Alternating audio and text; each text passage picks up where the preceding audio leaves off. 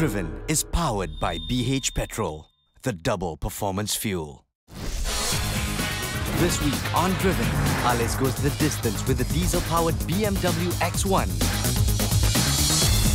We'll feature a saintly tribute to a popular classic, the Volvo P1800. And Sharizan goes bonkers over his new best friend, the Nissan GT-R. It's tried, tested and driven.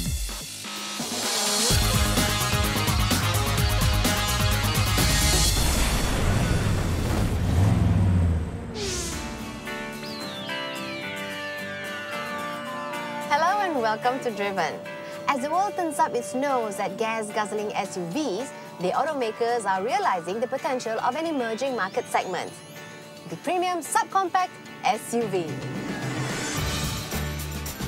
Enter the X1, BMW's first baby SUV. And while many would think it's a spin-off from the 1 Series, it's more like the 3 Series wagon, down to its axles and powertrain. Its 2-litre petrol power plant gives you 150 horsepower and 200 Nm of torque, and comes with a 6-speed automatic transmission. But there is also a diesel option, which comes with all-wheel drive. More power, more traction, more fun! But unlike the finishing of its more illustrious cousin, the X1 has a lot to be desired.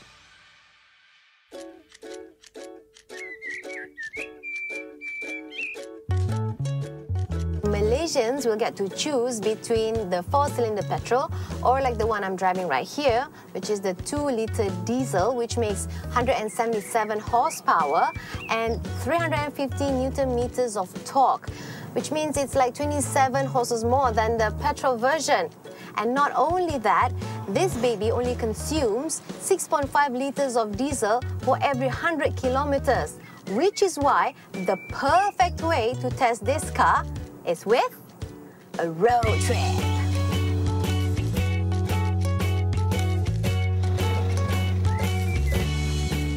Why road trip? Because it's the best way to test this car in a real-life situation. For example,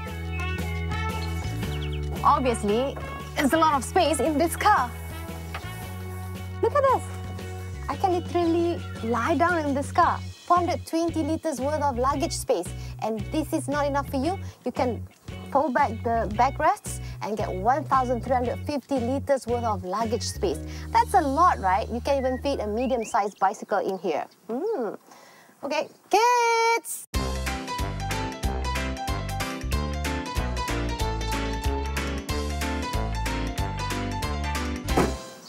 This is Shaman, this is Sophia, and this is Sonia.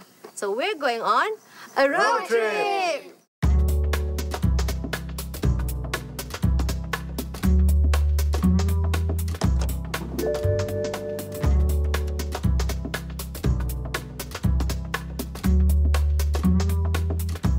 Great! Our destination is set. We're going to head down to Port Dickson and we're going to take the back roads to see what this baby can do.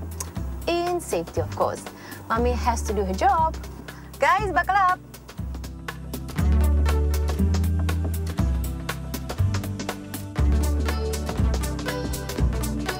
As I mentioned earlier, the interior looks nice, but it doesn't feel as premium as other BMWs. I mean, look at this. Plastic trim. And the gaps are uneven as well. After all, this is an entry-level SUV. And thanks to the taxes in Malaysia, we are paying about 300,000 for this thing. Mommy, hot lah, Mommy. Sorry! Well, surprisingly, there are no aircon vents at the back, but I have no complaints about the diesel engine. The torque is very impressive, it has kick, and the engine is very responsive. All I need to do is just floor this baby. Woo! I love it! Hav has driven the 320D using the same engine, and he was so excited about it like a little boy. Now I can see why. Mommy, are we there yet? No. What's that? Ah, that's Mommy's Nokia OV map. Well, normally we would be able to use the BMW iDrive to help us to do things like to navigate and find places where we want to go. Unfortunately, BMW Malaysia did not offer this feature with this X1. Not that it's pretty much cheaper without it. Okay, Sophia, why don't you have a look? You can mess around with it and try to look for some places we can go when we're there.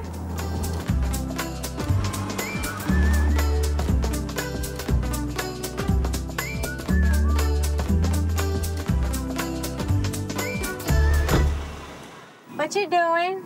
Mommy, can we go to the ostrich farm? We can see the ostrich and we can even feed the ostriches and eat ostrich burger. Ew. We'll see if we have the time, okay? Can we go yet? Sure.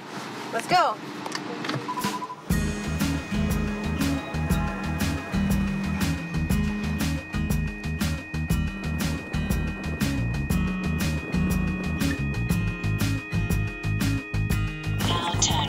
And then turn left.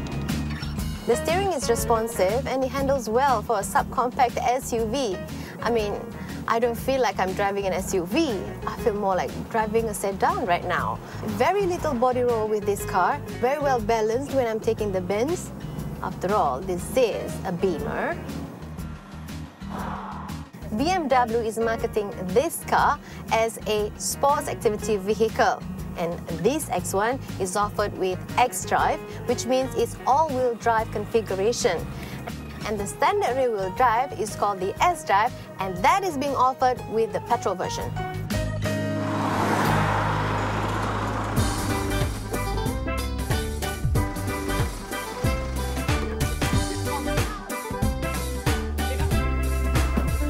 Looks like the X1 has the potential to be a fast-rising star of an ever-growing market class.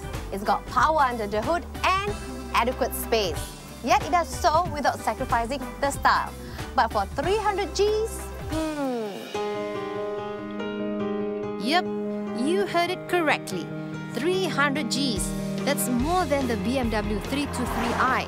But without the iDrive, rear conditioning, and an inferior interior. Although you do pay more for the all-wheel drive system, it's as if they think having a BMW logo is a feature in itself.